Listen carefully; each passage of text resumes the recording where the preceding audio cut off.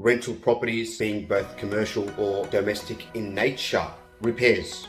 A repair is something that rectifies a defect rather than replace the whole structure. Number two, maintenance. Maintenance is something that you do to an item to ensure that it continues to operate in the way that it's supposed to. Three, initial repairs. Initial repairs is when you buy a property sort of on the cheap, and before the property is tenanted, before a tenant is in there and you are generating rental income, you decide to repair the property. Those expenses form part of the cost base, which means they are added to the price of the property to become part of the overall cost. Number four, capital expenditure. Capital expenditure relates to an actual structure, putting in a new asset. For example, a driveway.